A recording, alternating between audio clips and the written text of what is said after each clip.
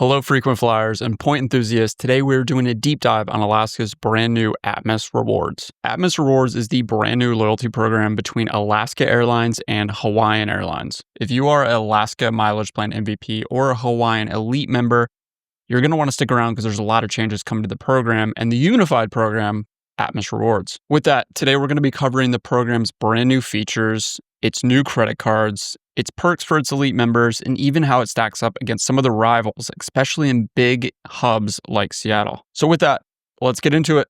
Let's talk Atmos Rewards. So first and foremost, Atmos Rewards is the brand new loyalty program that launched in August of 2025. This new program replaces Alaska Mileage Plan and Hawaiian's Hawaiian Miles Plan. No one is losing miles on the switch. Immediately, Alaska Airlines Mileage Plan members will basically have all their miles converted to the new Atmos Rewards. And then on October 1st, 2025, all Hawaiian Miles members will have their miles converted to Atmos Rewards. And all these are at 1-to-1. So you really don't lose any miles in this process. Now, Alaska and Hawaiian Airlines merged, which means that you're basically getting one big unified partner network with over 1,000 plus destinations with new Atmos Rewards. Atmos Rewards is also going to be part of oneworld to get access to American, British Airways, Japan Airlines, Qantas, the list goes on. In short, Atmos Rewards is the brand new merger between Alaska Airlines and Hawaiian Airlines, and it's all to create a powerhouse loyalty network now that the two are merged and really looking to take on the big four carriers here in the US. Now, one of the top questions that's going around right now is,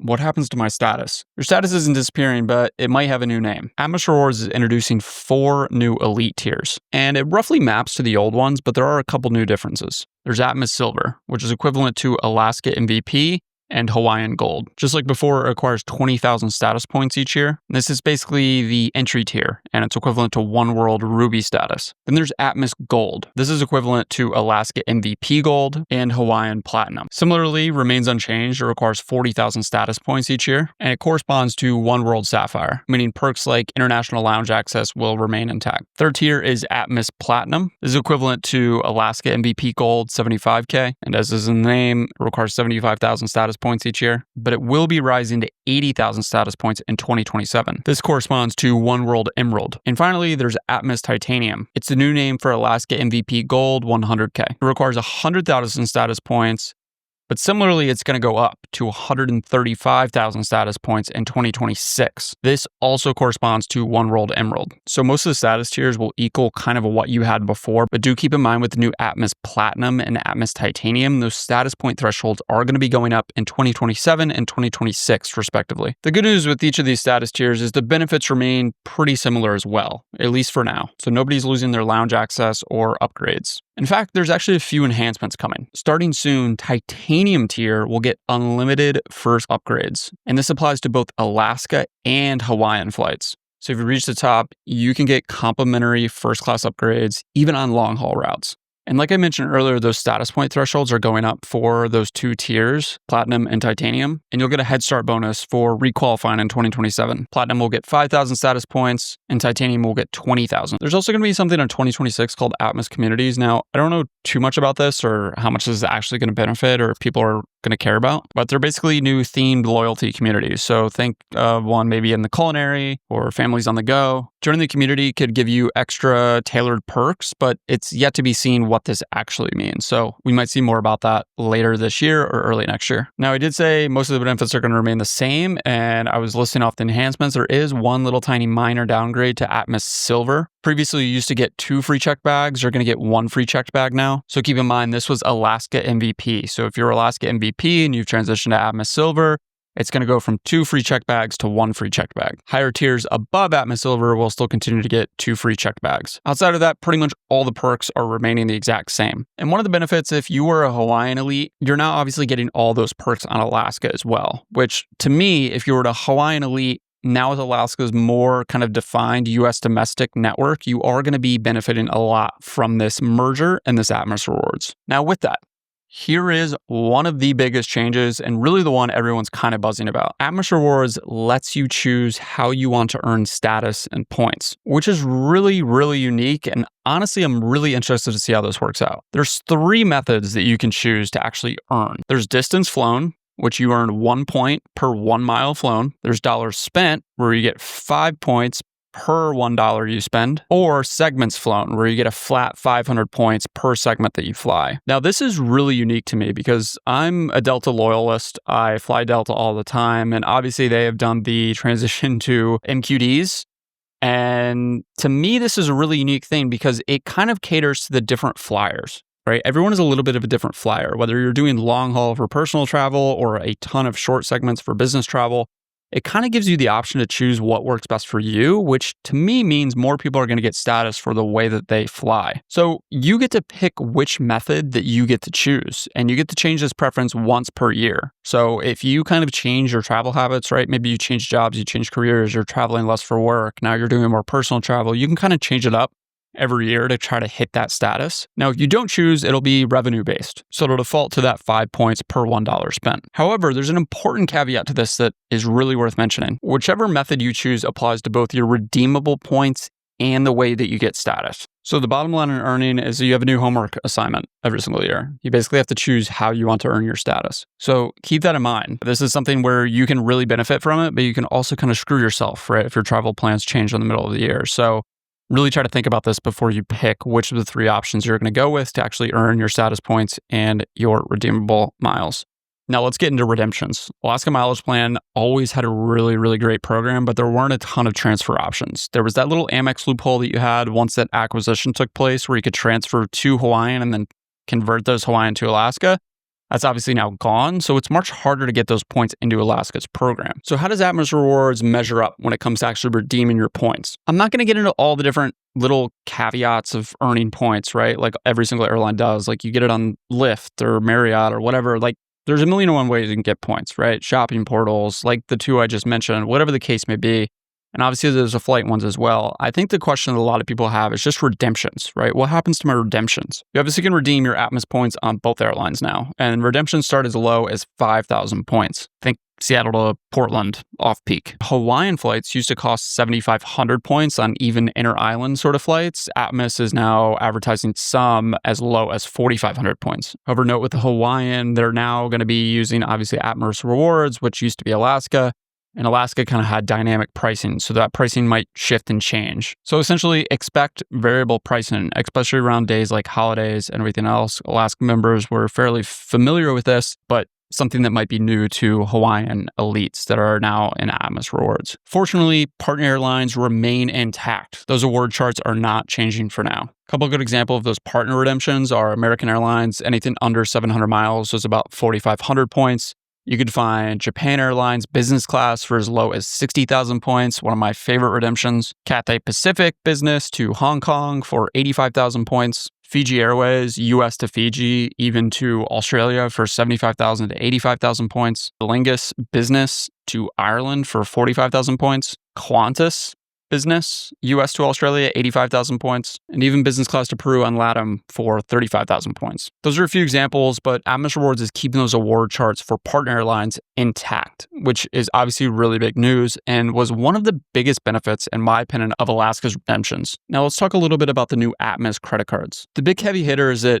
Atmos now has a premium credit card offering. Now, it's not as premium as the Chase Reserve or the new rumored increased annual fee Amex Platinum, but it is $395. And if you're ready for a mouthful, it is the Atmos Rewards Summit Visa Infinite credit card. Current welcome bonus is 100,000 points and a 25,000 point Global Companion Award. With this card also comes the Global Companion Award, which I just mentioned as part of the welcome offer. This basically is a way for a companion to fly with you on an award booking up to the amount of points that that companion certificate is for. So in this case, the welcome offer is 25,000. You'd be able to fly with someone on an award ticket for up to 25,000. This can also be used on partner airlines. So again, back to that award chart, big benefit there. Now, as far as earning, you get 3 times points on dining, foreign purchases, which is interesting. I'll talk about that in a minute. And finally, Alaska or Hawaiian purchases. The 3 times points on foreign purchases is pretty rare to me. And if you live outside the US and basically maybe you travel to the US frequently or you're a digital nomad or whatever the case may be, this is a really lucrative card that is something worth considering. And it's also pretty rare. It's pretty unique. It's also worth mentioning you get a 10% bonus if you bank with Bank of America, so you'll get 10% more with your points. Also comes with a status boost, so you'll get a 10,000 point head start every single year with Atmos Rewards. You get 8 Alaska Lounge access passes per year, free checked bag for you and up to 6 guests. And also advertise this as a perk, but you can transfer Atmos Rewards out to hotel loyalty programs like IHG and Marriott. It's 1-to-1. So again, if you know anything about points, that's pretty rad redemption. I don't see anyone actually using that. So the Summit card is a really great kind of introduction premier credit card, I guess, if you're a frequent Alaska or Hawaiian traveler. Outside of that, and maybe the case of you being digital nomad or living outside the US, I don't see it as a real big powerhouse card. There's no major benefit. There's no major point multipliers. But again, there are some really, really great redemptions, and that welcome bonus is pretty enticing, especially with those partner redemptions. Next, the Atmos Rewards Ascent Visa signature card. This was the old Alaska Visa. This comes with an annual fee of $95. This also retains Alaska's $99 companion benefit annually that you used to get, which is always great. This is an unlimited route certificate. So this means that you get to fly anywhere, even Hawaii or international. So it's a huge money saver if you have a partner or you are traveling with somebody else. Welcome bonus right now is 80,000 points and the $99 companion certificate right out of the gate. And an 80,000 point sign-up bonus for a $95 annual fee card is really attractive, especially with those redemptions that I was mentioning. To be able to get to Japan in business class for just signing up for this card is an incredible deal.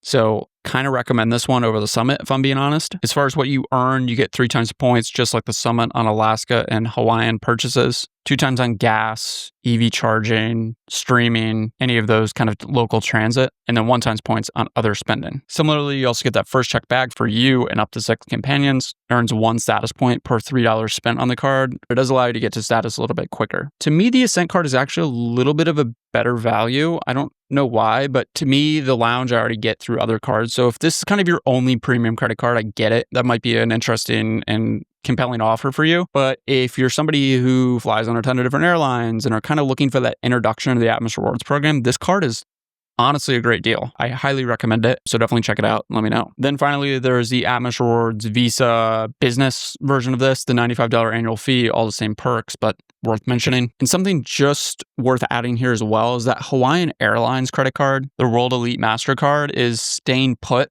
There's no changes to that for right now. So just something to kind of keep in mind if you're holding that card currently. Now, we covered the main kind of meat of this program, but a couple other kind of new enhancements coming to Alaska and Hawaiian, and obviously the Atmos Rewards program, and kind of everything that's happening with Alaska over the last year, especially with the merger, its announcement of new long-haul routes to Europe, kind of everything else. Alaska Airlines is investing in SpaceX, which means it's going to be getting much faster Wi-Fi across its fleet. Starting in 2026, Atmos Rewards members will get access to that Wi-Fi for free. By 2027, all of Alaska's fleet should have that Wi-Fi installed. As I mentioned earlier, Alaska is kind of battling with Delta now on that Seattle hub, especially with the introduction of 3 new international routes in the spring of 2026.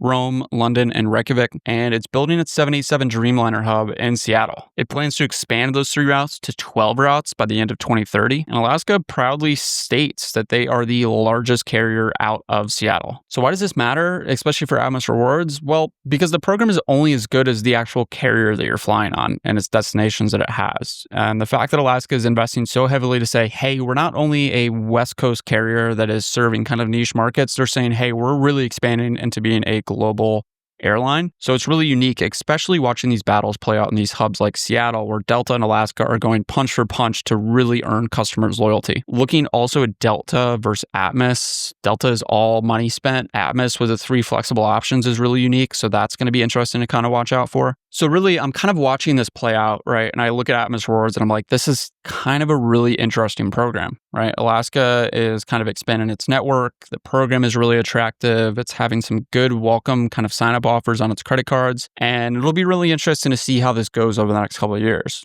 But kind of to recap the whole thing, not a ton is really changing overall, especially for existing Alaska elites and Hawaiian elites. But there are a lot of kind of new changes to how the program is kind of rolling out and how you can use it and the credit cards and everything else. But I wouldn't freak out too much. Everything kind of is remaining intact. There doesn't seem to be a ton of negative detractors going on with this. If anything, it's a positive. And that's kind of rare to see, especially on loyalty and credit card changes and everything else that goes on in this game. So for a nerd like me, this is a win. And Atmos Rewards is going to be a really unique program that I'm really excited to kind of see evolve, especially as someone who resides in Seattle. So we'll check back in maybe in a couple months, but wanted to create this quick recap video of everything that you can come to expect with the new Atmos Rewards program with Alaska and Hawaiian Airlines. Talk to you soon.